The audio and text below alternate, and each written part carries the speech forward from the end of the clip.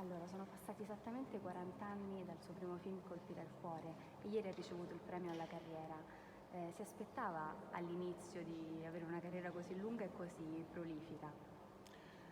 Ma io non ho mai ragionato in termini di carriera, proprio è una parola che non uso, né vorrei che fosse usata. Mi piace pensare a attività lavorativa. Io faccio un mestiere che qualche volta riesce, qualche volta no. E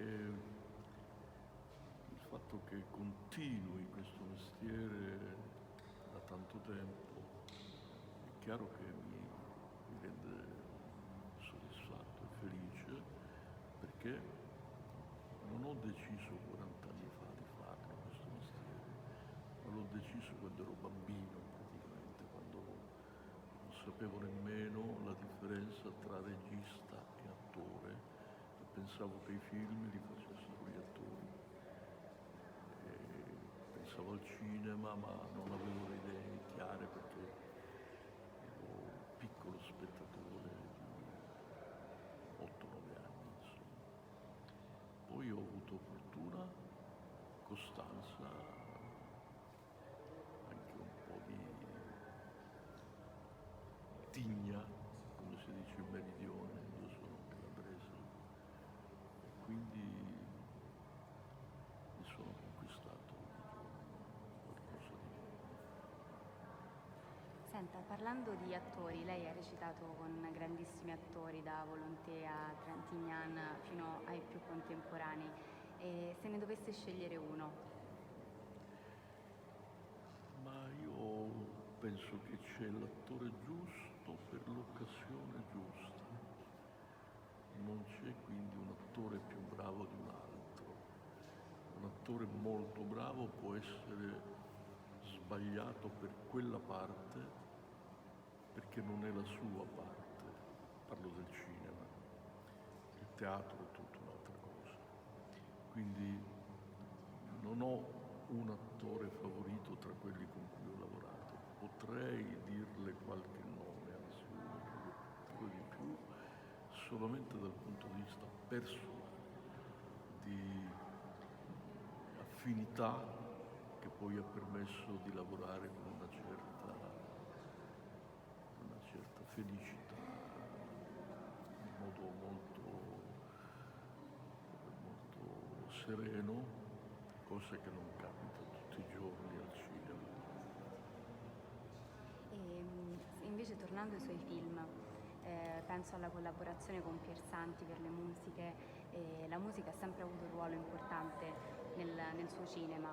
Che cosa le ha dato in più la musica e quanto è importante la musica in un film? Guardi, io ho cominciato con un film dove, dopo una serie di prove, ho deciso che non ci dovesse essere musica. Ed è uno dei pochissimi film, dura un po' più di un'ora, dove c'è un'assenza totale di commento musicale. Tant'è vero che in una scuola di Firenze dove insegnava Ennio Morricone, Morricone l'ha usato questo film come testo per i suoi studenti di musica, di composizione musicale per film. E mi mandava sempre i risultati migliori, però con il commento: hai fatto bene a non mettere musica, nel senso che il film non richiedeva musica. Poi l'ultimo film che ho fatto, che si chiama Il Signore delle Formiche, non ha un musicista da cinema, ma l'ho fatto con Giuseppe Verdi.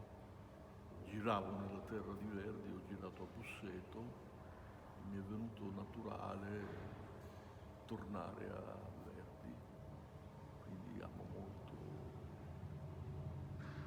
quello che c'è in una musica e non immediatamente immediatamente sovrapponibile alle immagini, ma quasi da fatta contrappunto alle immagini. E senta, l'America, il suo film rivisto oggi sembra non essere invecchiato di un giorno, è cambiato un po' solo il mare, diciamo, se pensiamo a quello che succede oggi, e penso anche al film di Garrone. Secondo lei è cambiato qualcosa nel raccontare queste traversate, questi momenti storici nel cinema? Io ho pensato a altre emigrazioni, non solo a quella degli albanesi che venivano in Italia. Ho considerato l'emigrazione di mio padre, l'emigrazione di mio zio, l'emigrazione di mio nonno, perché tutta la mia famiglia è una famiglia sparsa per il mondo. E sono andati via per cercare lavoro e io ero in un paese di donne che venivano chiamate vedove bianche perché il marito lo avevano ma chissà dove. Infatti l'America non è un film che si concentra solo sugli albanesi, ma ha un personaggio che poi fosse il personaggio protagonista, portante, che addirittura nel finale è convinto di stare andando non in Italia ma a New York. Dice l'ultima battuta: sono stanco ma voglio stare sveglio quando arrivo a New York. Quindi è un film che parla di tutti i movimenti che